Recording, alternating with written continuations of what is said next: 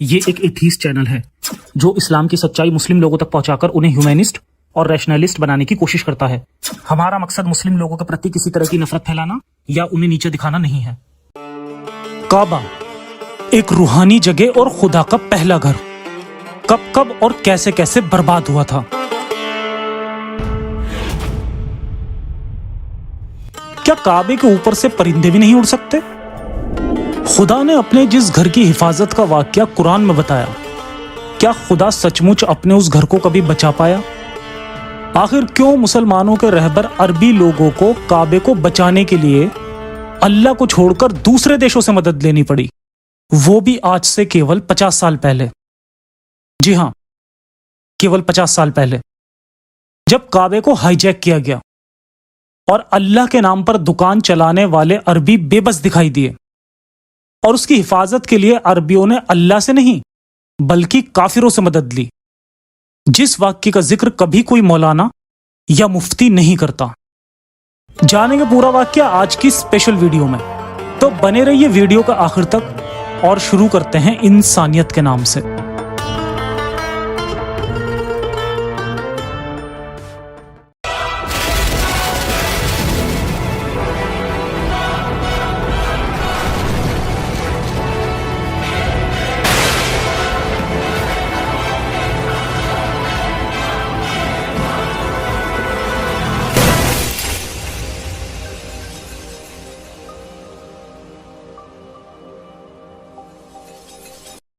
अलम तरा कैफा फ़अला रब्बुका बि अस्हाबिल फील अलम यजल कैदा हुम फी तज़लील व अरसला अलैहिम तोयरिन अबाबील तरमीहिम बेहिजारतिम मिन सिज्जील। आप कहीं ये तो नहीं सोच रहे कि जफर वापस मोमिन तो नहीं बन गया? ऐसा नहीं है। ये कुरान की सूरा फील कि अल्लाह ने अब्रहा से मक्का की हिफाजत की, यानी चमत्कार किया, मोजज़ा किया। इस आयत में अल्लाह फरमा रहा है, क्या आप लोगों ने नहीं देखा कि आपके परवरदिगार ने हाथी वालों का क्या हश्र किया? क्या अल्लाह ने उनकी साजिशों को धूल में उड़ाकर उन्हें नाकाम नहीं कर दिया? और अल्लाह ने उनके खिलाफ परिंदों के झुंड भेजे जिन्होंने उन पर पकी हुई मिट्टी के पत्थर बरसाए और उन्हें गाय बैलों के खाने वाले की तरह कर डाला। इस आयत से हमें पता चलता है कि अल्लाह ने किसी हाथियों के झुंड पर अटैक किया और उनकी साजिशों को धूल में मिला दिया। ये अल्लाह ने क्यों और कैसे किया, वो बात हमें इस आयत की तफसीर से पता चलती है। तो आइए अब इस सूरह की तफसीर जानते हैं।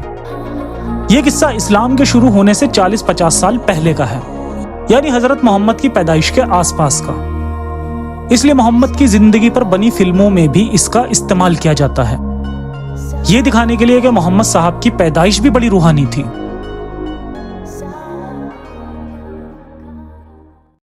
हब्स यानी इथोपिया का बादशाह, जिसने 525 ईस्वी में यमन फतेह किया, वो ईसाइयों का हामी था। उसने यमन की राजधानी सना में एक 4 दीवारी का घेरा है जहां अब्राहा अल अशरा ने एक भव्य गिरजाघर बनवाया। 570 ईस्वी में मक्का पर हमला किया, जिसका मकसद खाना काबा को नष्ट करके सना के इस गिरजाघर को प्रमुख इबादतगाह का दर्जा देना था। अब्राहा की फौज में एक हाथी भी था जिसका नाम इब्ने हिशाम ने महमूद लिखा है, क्योंकि अरबियों के लिए ये एक अनोखी चीज थी। इसलिए उन्होंने हमले के साल की वजह से कुरान की सूरह का नाम भी अल फील यानी हाथी का साल रख दिया। कुरान मजीद की सूरह फील में भी यही किस्सा आता है। आयत में है कि जब अब्राहा ने मक्के पर हमला किया तो खुदा ने मक्के वालों की मदद के लिए अबाबील, एक प्रकार की चिड़िया का झुंड भेजा जिनके पंजों में कंकरियां थी। ये कंकरी जिस शख्स को लग जाती उसका बदन फट जाता और वो तड़प तड़प कर मर जाता। इस तरह अब्राहा को वापस जाना पड़ा। कहा जाता है कि वाक्य नबी करीम की विलादत यानी जन्म से 50 रोज पहले का है। खैर, इस किस्से से हमें पता चलता है कि अल्लाह ने अपने प्यारे घर काबा की हिफाजत की एक चमत्कार दिखाकर, यानी अल्लाह इस घर की प्रोटेक्शन कर सकता है और उसके लिए मोजज़ा भी दिखा सकता है। लेकिन क्या अल्लाह को तब ये मोजज़ा दिखाने की सच में जरूरत थी? जवाब है बिल्कुल नहीं, क्योंकि अल्लाह को जितना भी आज तक हमने जाना है तो उसके नजदीक बुत परस्ती सबसे हराम चीज है। अल्लाह को मूर्तियां या मूर्ति पूजा बिल्कुल भी पसंद नहीं। लेकिन क्या आपको पता है कि काबे को अल्लाह ने कब बचाया था? तब बचाया था जब काबे पर मुशरिकों का राज था, यानी जब काबे में 360 मूर्तियां रखी हुई थी। अब मजहबी नजरिए से हो तो यह भी सकता है कि काबे को अल्लाह ने नहीं बल्कि इन 360 मूर्तियों में से किसी एक ने या सब ने मिलकर बचाया हो। लेकिन मूर्तियों से नफरत करने वाले अल्लाह का दावा है कि तब अल्लाह ने ही काबे को बचाया था। अगर अल्लाह समझदार होता तो यहां काबे को ना बचाकर यह दिखा सकता था कि 360 मूर्तियों ने कुछ नहीं किया, बाद में अल्लाह के नबी से फिर से तामीर कर देते। लेकिन जरूरत ना होते हुए भी अल्लाह ने ऐसा किया। यह अल्लाह भी बड़ा अजीब है। जब मुआवजे की जरूरत नहीं होती तब तो मुआवजे दिखा रहा था, लेकिन जब नबी को इस्लाम फैलाना था और लोग कहते थे कि कोई मुआवजा दिखाओ, तब बहाने बनाता रहा और इस्लाम को फैलाने के लिए तलवार की और खून बहाने की जरूरत पड़ी। दरअसल पूरे इस्लाम की तरह यह किस्सा भी फर्जी है, क्योंकि अरब जैसी जगह में हाथियों पर जंग लड़ना ही सबसे बड़ी बेवकूफी की बात है।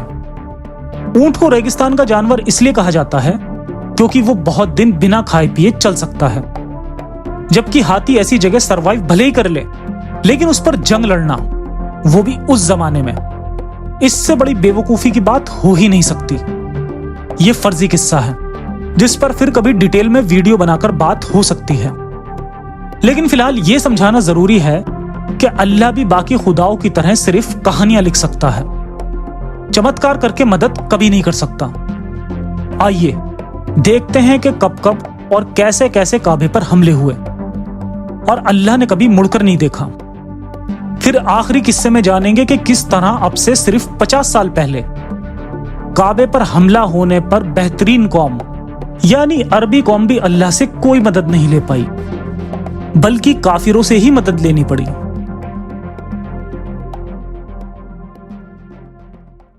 काबे पर हमले।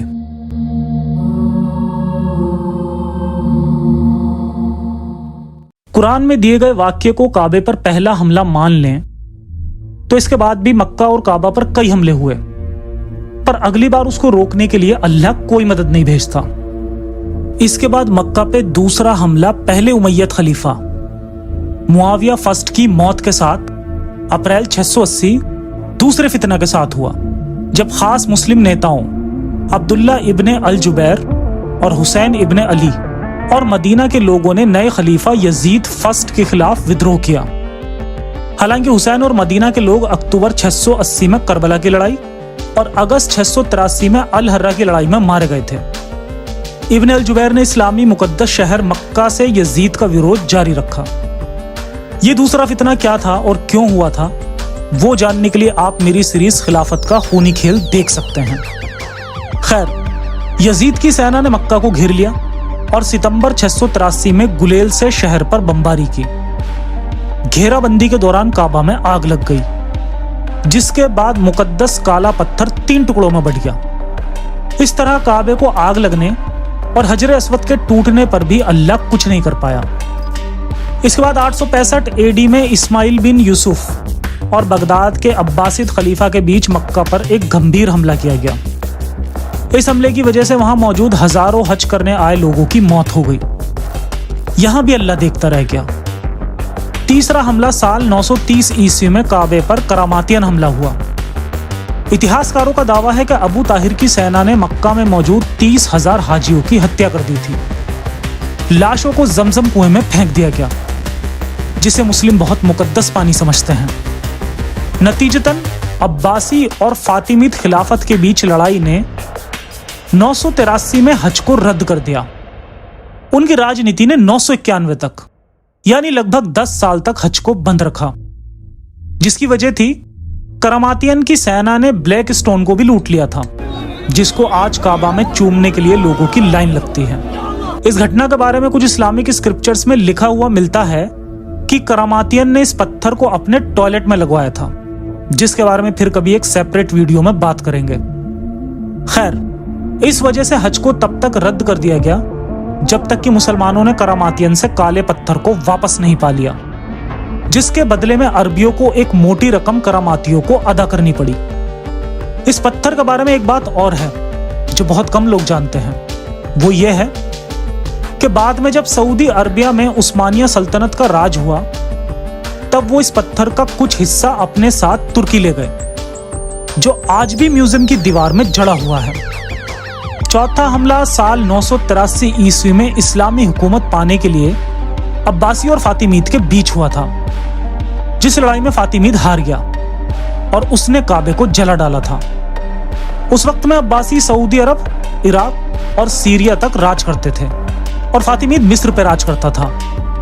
इस साल भी हज 8 साल बंद रहा था और काबे के जलने पर भी अल्लाह फिर से कुछ नहीं कर पाया था। इसके अलावा भी मक्का और काबा पर कई हमले हुए हैं, जिसमें अल्लाह ने कभी किसी की मदद नहीं की। और करता भी क्यों? क्योंकि अल्लाह होता तो मदद करता ना। चलिए अब आगे बढ़ते हैं। बहुत से लोग कहेंगे कि ये पुरानी इतिहास की बातें हैं, जिसके अंदर छेड़छाड़ की जा सकती है। तो अब मैं आपको बताता हूं मॉडर्न एज का काबा पर हमला करने का वाक्य। और जिस किसी को कोई डाउट हो तो वो खुद भी जाकर गूगल सर्च कर सकते हैं और अपनी तरफ से इंफॉर्मेशन निकाल सकते हैं।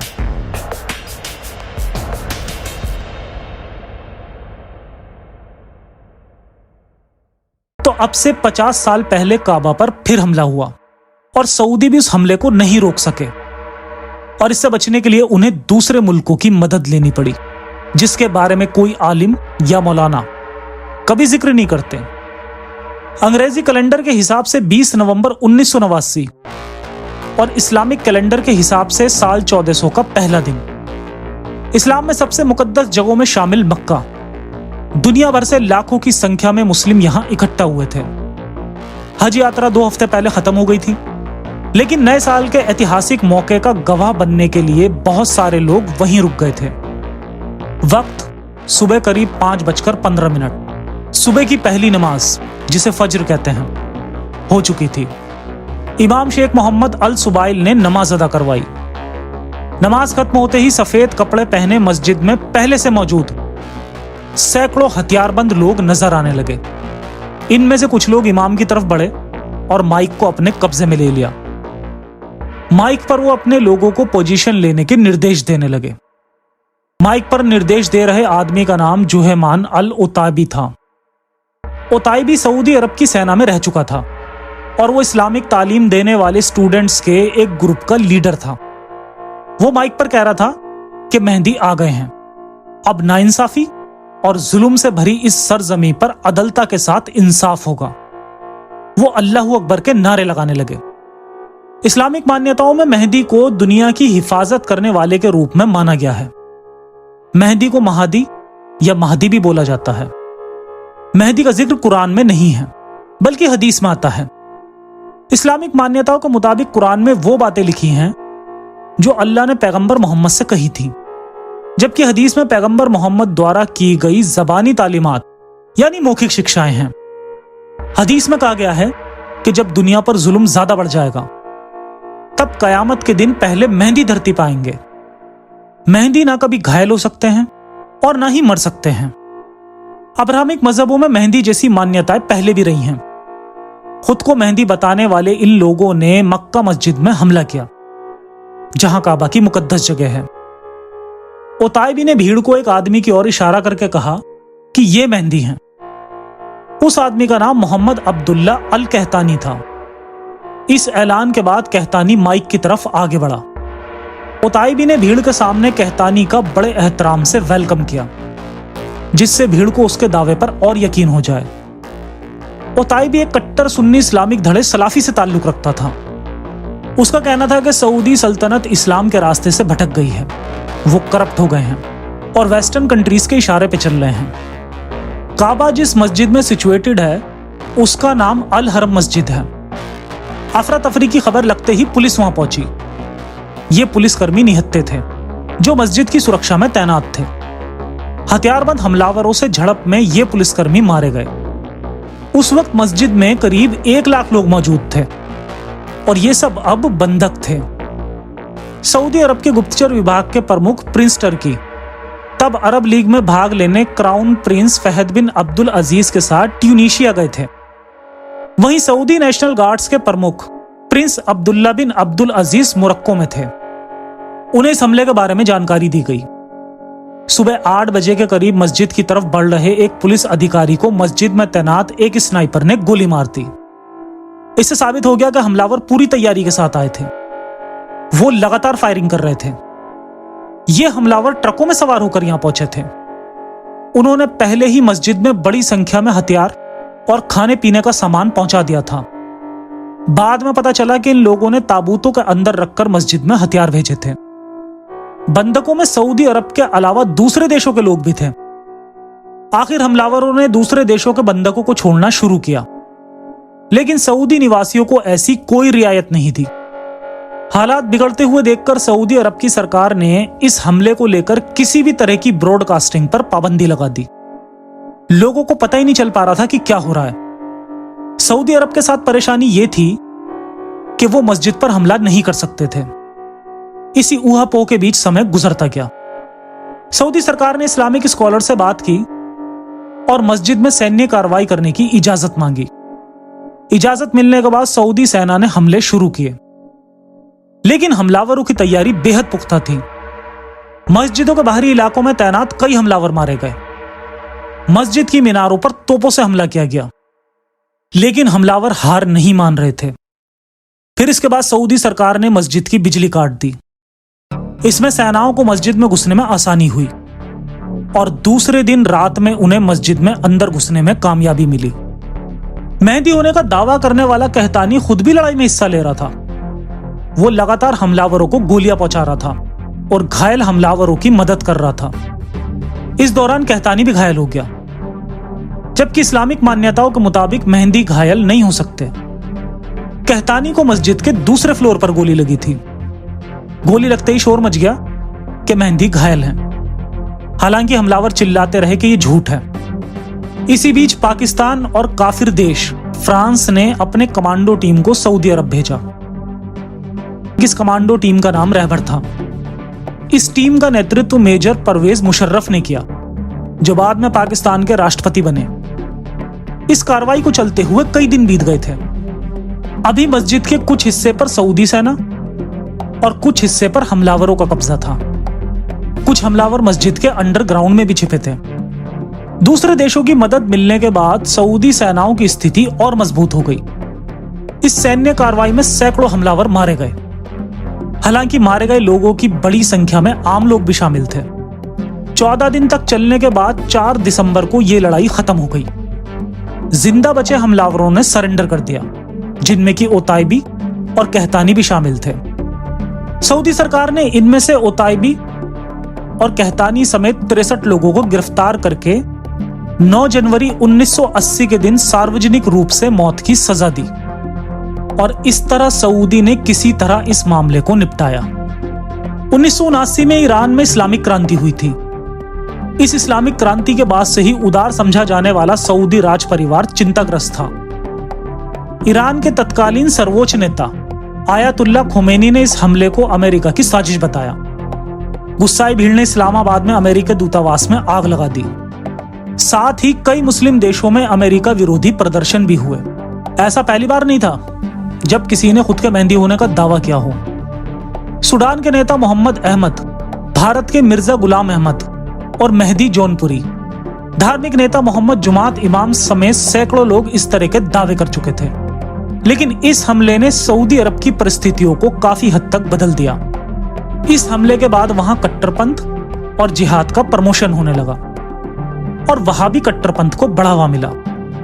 माना जाता है कि इस हमले में 1000 से ज्यादा लोग मारे गए, लेकिन आधिकारिक आंकड़ा 330 ही बताया गया था। खैर, जो भी हुआ, हर बार की तरह अल्लाह यहां भी देखता रह गया। ना तो कोई अबाबिल चिड़िया आई और ना ही वहां कोई बिजली ही गिरी।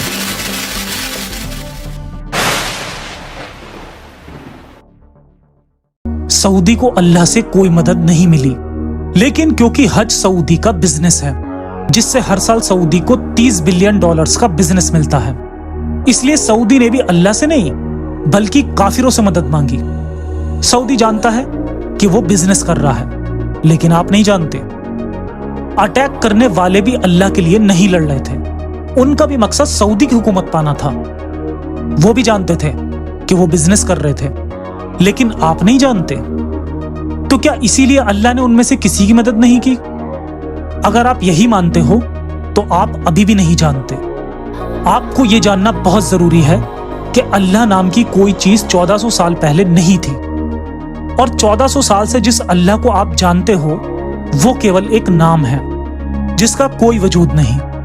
वो काबे को भी नहीं बचा सकता, वो रेप होती हुई बच्चियों को भी नहीं बचा सकता, वो जुल्म होते हुए लोगों को भी नहीं बचा सकता। वो है ही नहीं, और जो है ही नहीं वो टेस्ट भी नहीं ले सकता, वो जन्नत की हूरें भी नहीं दे सकता। 1400 साल पहले एक शख्स ने एक बिजनेस ही खड़ा किया था, जिस बिजनेस को आज भी कुछ लोग चला रहे हैं। इस बिजनेस में आम लोगों के खून और इज्जत का सौदा होता था। आज इसमें आपके जज्बातों और जेबों का सौदा होता है। आपको दिन में 5 बार याद दिलाया जाता है कि आप बिजनेस में सौदा होने वाली चीज हो। आप ही सऊदी के $30 बिलियन बिजनेस की वजह हो। बस बहुत हो गया। सौदा होने वाली चीज मत बनिए, समझदार बनिए, अपनी अकल के मालिक बनिए, और सर झुकाकर गुलाम मत बनिए, बल्कि सर उठाकर इंसानियत को गले लगाइए। सलामत रहें। इंसानियत हाफिज।